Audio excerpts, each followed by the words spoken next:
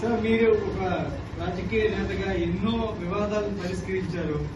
ఇప్పుడు మీ కుటుంబ సభ్యులు మీ కుమార్తె ఇంటి దగ్గర ఉన్నారు. వాళ్ళకి మీరు ఏం చెప్తారు? ఏ పరిష్కారం లేదు. ఆల్రెడీ నేను నిర్ణయానికి వచ్చి డివోర్స్. సార్ డివోర్స్ ఒకవేళ ఆమె కూడా డివోర్స్ ఇస్తే మీ ఇద్దరు వివాహం చేసుకునే అవకాశం ఉందా? చెప్పండి. కాలం మీరంటారు మీ ఇద్దరు సమీపంగా ఉన్న వీడియో షేర్ చేశారు. రాత్రి పగలు కూడా ఊరి పేరు ఏకకంగా గడిపారు.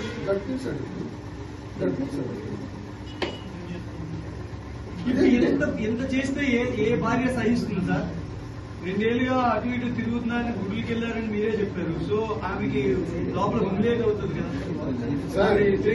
సార్ నేనే భూప్రపంచం మీద తప్పు చేస్తాను, ఉన్న ఏ మానవుడు తప్పు చేయలేదని కాదు సార్. ఇక్కడ అందరూ చేస్తే అందరి భార్యలు కాపాడుతూ వస్తున్నారు సార్.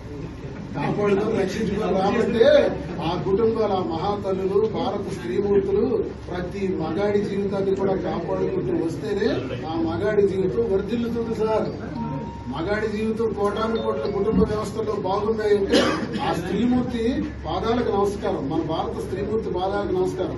భారత స్త్రీమూర్తి ఈ విధంగా ప్రశ్నించడం మొదలు పెడితే ఏ మగాడు బాగుపడలేడు, ఏ మగాడు బ్రతకడు, ఏ కుటుంబ వ్యవస్థ కూడా నిలబడదు. సామాన్యం నుంచి ఉన్నతమైన వ్యక్తుల వరకు ప్రతి కుటుంబంలో ఉంటాయి, కానీ పరిష్కరించుకునే మార్గాలు లేవు. నేను ముందే మీకు చెప్పాను, నేను తప్పు చేసుంటే 4 గోళ్ల మధ్య మాట్లాడాను. నేను జోలవాడను. అలాంటి వ్యసనం నన్ను లేవు. మత్తు పనులు ఊగేటట్టు మందు తాగను. నాకే వ్యసనం లేనప్పుడు నన్ను సముదాయించుకోవడం ఎంత పని, నన్ను కంట్రోల్ చేసుకోవడం ఎంత పని? అంటే ఈ 30 సంవత్సరాల వివాహ జీవితంలో ఒక మోదరేదో నేనే చిన్నపిల్లని కాదు. మా ఏజ్ 58 లో ఎన్నో చూశాను. ఈ స్థాయికి ఎన్నో సమస్యలు నెట్లెట్టుకుంటా ఇక్కడికి వచ్చాను. ఎన్నో అధిగమించుకుంటా వచ్చాను. నేనేదో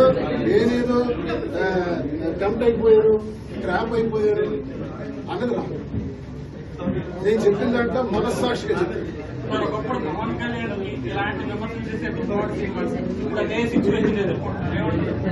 ఏం చేస్తాం సార్?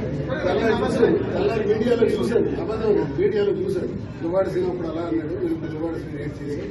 అంటే నా జీవితంలో నేను వెదరోజు ఏం చేస్తాను? పవన్ కళ్యాణ్ చేస్తుంది 3వ వివాహం కరెక్ట్ అని నేను అన్నా.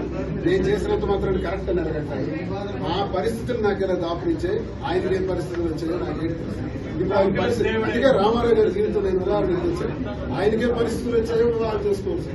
పవన్ కళ్యాణ్ గారికి ఏం పరిస్థితులు వచ్చాయో ఆయన వివాహం చేసుకోవచ్చు. నాకేం పరిస్థితులు వచ్చాయో మీకు చెప్పాను.